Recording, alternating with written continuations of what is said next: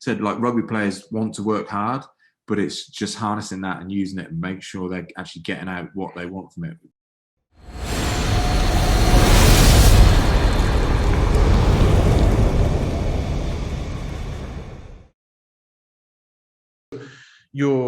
So what happens is that, you know, they set themselves, because they're setting themselves on such a short-term mindset. They try and do everything, and because they inevitably fail, that then just exacerbates that short-term mindset, because they're trying to make up for lost time, and you're never gonna make it up. Like, you've just got to accept that, like you say, you've only got a certain amount of recovery in you. So take what you can and be okay with, you know, improving the other stuff maybe next month or the month after that, or whatever. Or maybe you don't even need to improve your fitness, because or maybe you don't need to get stronger.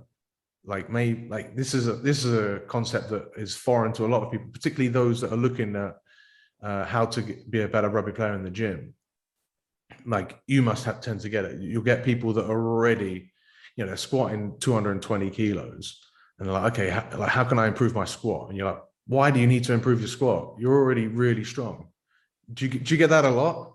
Yeah, definitely. And that's one of the first things, like, we try and say where they are on the sort of continuum in terms of what they need to work on.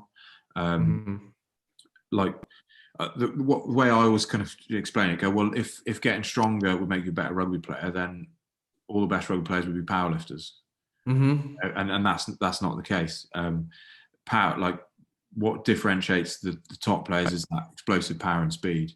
Obviously, that strength is part of it, but once you got up to a certain level, and I'm sure this is what you communicate with your athletes as well, once you get a certain level, happy for it to increase, but we're not going to spend training sort of energy to improve it. If it improves via doing our, you know, explosive sort of neural stuff, then great. But and certainly maintain it, but getting more explosive and faster is what's going to really differentiate you from your opposition. Yeah, people don't want to hear that, because they built up that strength over a long period of time, or whatever it is. Maybe they're just talented, but what, like, people, you know, that they like to train what they're already good at, and they don't like to train what they're not good at, which then, like, again, makes that problem even bigger, because then it's like, okay, what do I want to do? All right, I'm going to do squats because I don't really want to be here anyway. We're already really good at squats. Yeah, you know, or you have your runners as well, that, okay, I'll just go out and do, or maybe it's like a real fit person that wants to just do circuit training or whatever it is. Like, they don't want to stand around and rest for 3 minutes in between sets of heavy work. But at the end of the day, like, rugby, what makes rugby like a really cool sport is that you have to be a little bit of everything. You can't just be really strong. You have to be fit. Like, or you can't just be really fit. You have to, like, it's a physical game. You have to be ready for contact. So I think that's what makes it a cool problem, and that's what attracts people, especially like people that enjoy the gym, to rugby, is that challenge. But then you have to come at it from the complete opposite side as to how you approach the sport in the first place. And I mean, rugby's always been good. It's had that kind of gym culture, which is good to a certain extent, but it can obviously go too far the other way. And even in, like, at the pro level, in terms of the way S&C coaches have sort of, or the industry has developed, rugby's always kind of taken it on board quite quickly. It's a kind of early adopter, and which is in an industry that's still very, you know, extremely young.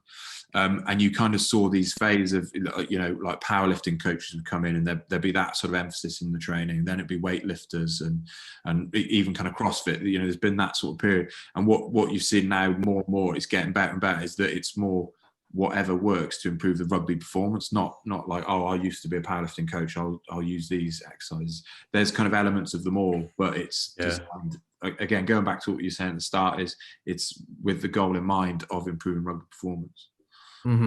That's it, because it's a tough one. Like we said, like, rugby players want to work hard, but it's just harnessing that and using it and make sure they're actually getting out what they want from it. The speed training being the classic example. Definitely. Sorry, Karen. I just think it's also like, it gets hard. It gets really hard because it's also really abstract, as far as, like, I don't know, we might be talking a little bit too abstract, but, like, in terms of becoming a better rugby player, because you've got so much options. Like, it gets it becomes so hard to answer that question of like, what exactly do you need to do? But then it also becomes like, if you have a good experience with a CrossFit coach, or if you have a good experience with someone from another sport, that could be that powerlifter's influence, but it also could just be that you're just dealing with someone really talented. Yeah. And also it could just be that you had a really lucky game. Like, it's really hard to predict actually like what constitutes what success is. Particularly, it must be even harder when you're working with a team, because like you've also got 20 other different coaches or whatever that have got their influence on the game, and they want to, and everyone's sort of vying for, okay, well, vying for their own time and prioritization as to where the players are spending their time. Like deciding what caused a win and what caused a loss is like, oh. I've been there when, the breakfast before a game was the reason we lost, and that. So it's so difficult in terms of like the physical approach or the way, programming from it. The way we try and do it is we look at a basic performance profile of an athlete, and there's kind of got a pyramid version of it, where at the bottom is body composition, then we got max strength, then we got power, then we got repeatability, and then at the top speed. And basically, where we say if you're not ticking the box for body composition right at the bottom, if you focus on improving your body composition, all the other ones will improve as well. Because if you increase your muscle mass, you're going to get stronger. And let's be honest, you're going to use strength training to do that. So you're going to get stronger. If you get leaner, you're going to be lighter, so you're going to be able to jump higher. You're going to be able to run faster, and you'll be fitter because you're not carrying that however many kgs excess.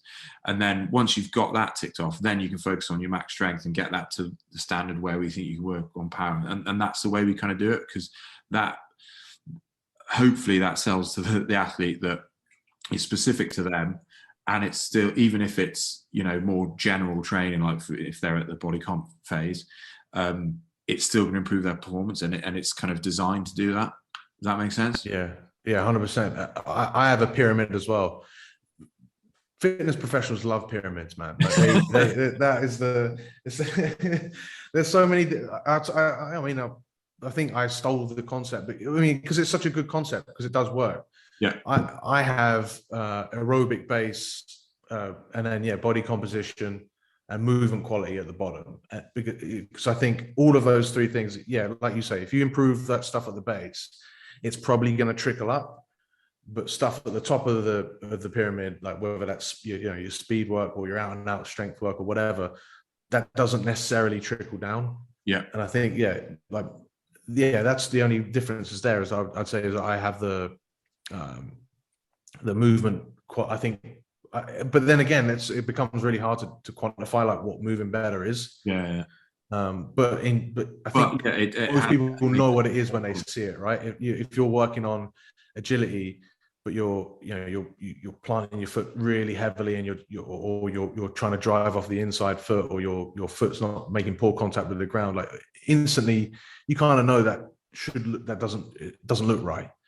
Or if you're squatting and your heels are coming up or whatever it is, and your knees are caving in, like that's just like, there's no point working on strength if you can't move properly, right? So but then at the same time, you by fixing that stuff and whatever it is at the base of your pyramid, it's the same theory. It does help everything else, but it also but it takes a bit of time to adjust to, which I think sometimes people don't like.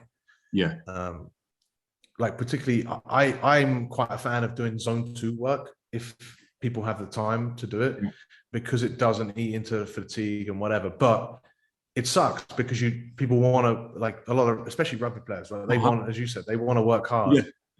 Like they're like, oh, this sucks. I'm like I do it, and you're having to walk up hills, and it's like, but you're developing the qualities that you want. It's the same thing. Like you don't just do a 1 rep max set repeatedly, or even just a couple times to develop hypertrophy. Like you've got to give yourself that volume.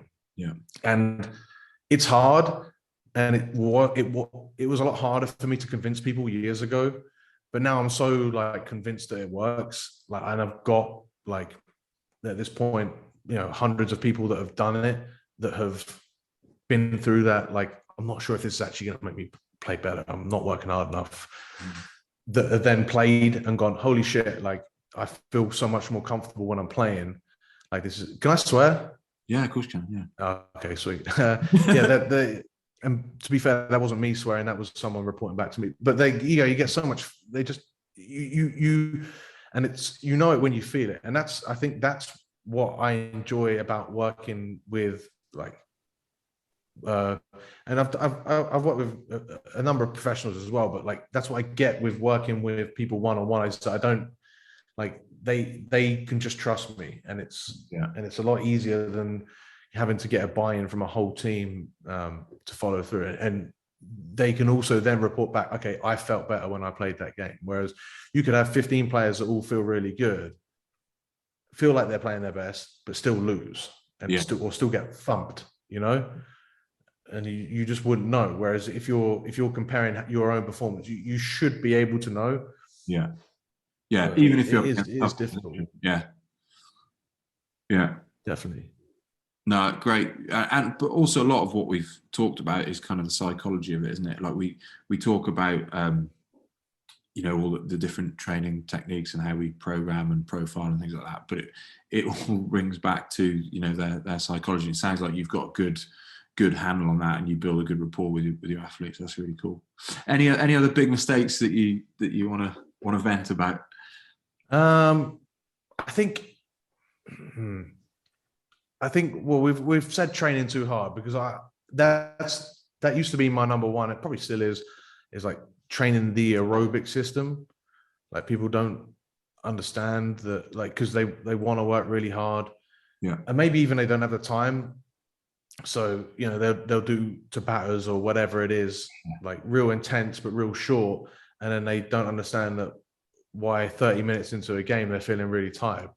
But then you say, well, what conditioning sessions have you done that have prepared you to go for more than 30 minutes? And they haven't.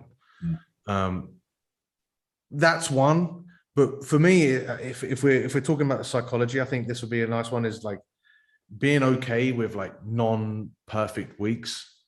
Like, I think everyone is, and I don't know what it actually, I haven't got a clue what this is like at the professional level, but with everyone that I've worked with, like, they've come from a previous experience of kind of like that trying too much, falling short, feeling guilty, etc. And they're so used to failing, they're so quick to sort of almost try and give up on themselves. And I don't know if that is actually even more of a weakness, like giving themselves that easy out to say, like you say, my game's moved to Friday, I guess I can't do anything this week. Like, what? That doesn't make any sense. But people do that, or they say, or they, I can't go to the gym this week, I hurt my wrist. What? So you can't do anything? No, I'm injured. Or, the gym's really busy, or they have a really busy day at work on a Monday, so they've missed the gym, and all of a sudden that week's been a failure. And again, Domino's is still 2 for Tuesdays, I'm going to do that. And then all that does is make every subsequent week that much harder. Whereas if you just be okay with minimal progress but still progress, again, it's so much easier than trying to make everything perfect and never giving yourself any wiggle room to stick with a plan and succeed whilst things aren't perfect.